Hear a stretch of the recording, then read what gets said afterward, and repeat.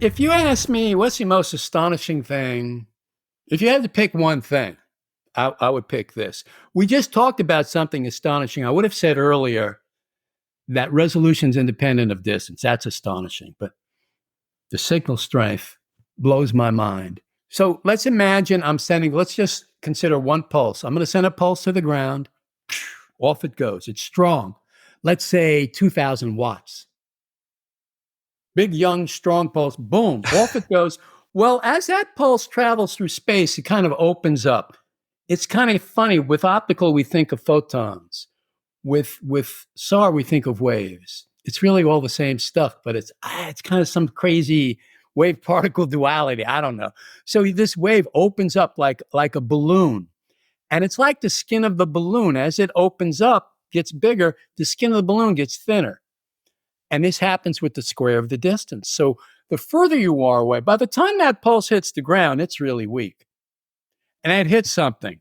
It's going to reflect in multiple directions. And only a portion of that weakened thing is going to come back, and it opens up. So it's this big, wide open wave, and it's captured by only a little antenna, and only it's going to catch a part of that. So if the pulse is 2,000 watts when it leaves, at a typical distance for a spacecraft, how strong is the recorded echo? 10 to the negative 17 watts. 0.000000001 watt. Oh, God, that's crazy. When I first did that, I calculated that for radar sat like 20 years ago. Oh, I made a mistake. Recoded it. Same answer. Well, I coded another form of the equation. Same answer. I spoke to an expert. What did he say? What did you expect? A brilliant radio astronomer. So that's how weak it is. So the signal has to be recorded and amplified. And that's why noise is a problem on SAR, because that recorded reflection is so weak. Any noise, that's a problem. So ask me, where does noise come from? Let's go. Let's go. Where does noise come from? You don't even need me, Tom. Here's my antenna. Here's the reflection. It hit the antenna. It's so weak. Noise is any microwave getting recorded that's not the signal. Well, where are other microwaves going to come from? And one source, which I talk about in the book, I love it, we all know about it. It's called the cosmic background microwave radiation left over from the Big Bang. So the Big Bang has microwaves. So imagine there are microwaves 13 billion years old hitting that antenna. And the antenna can't tell the difference between that and the signal. That's crazy. So I like to say, some of those dots you see on a radar image are signals from the Big Bang. So when you see a beautiful optical image, ask the guy, you got any Big Bang photons on that? No, man. So what we do, we got Big Bang dots on our images. That's crazy. And here's another wonderful thing about it. Think about it. Those microwaves are 13 billion years old. So an electromagnetic wave moving through free space is immortal. It never dies till it hit that antenna. But that's not the main source of noise. The fundamental principle of remote sensing is that all objects emit electromagnetic radiation as a function of their temperature. You're doing it right now in the thermal band. The sun does it in the visible band. Well, the receiver on the radar sensor also does it. It's not operating at absolute zero. And so it's emitting microwaves. So the receiver itself creates the microwaves which confuse it.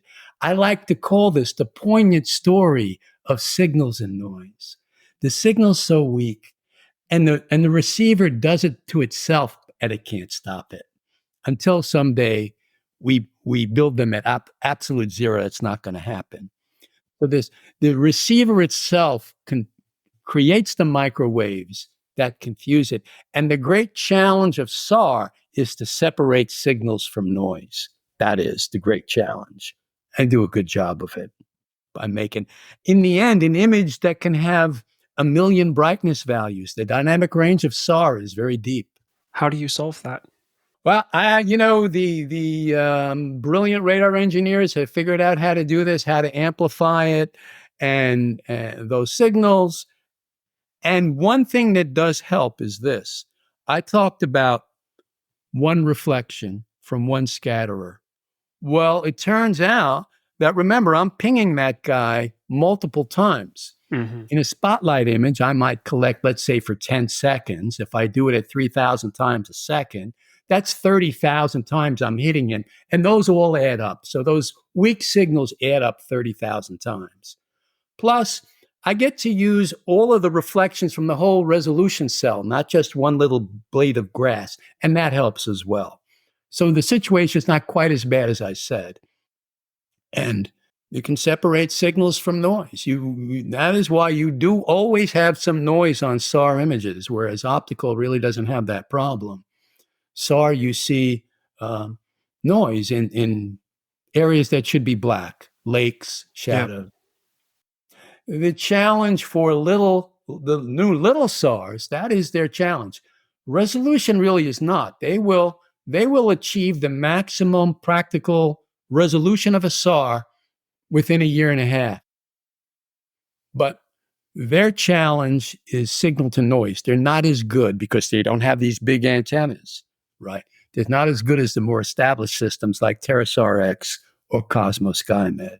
If you found this conversation interesting, you can watch the full episode right here. And all these conversations are also available as audio-only podcast episodes. So if you want to listen to the full conversation, I'll have links in the description to the episode, to some of the most popular podcast apps like Apple Podcasts, Spotify, whatever. Everything down below.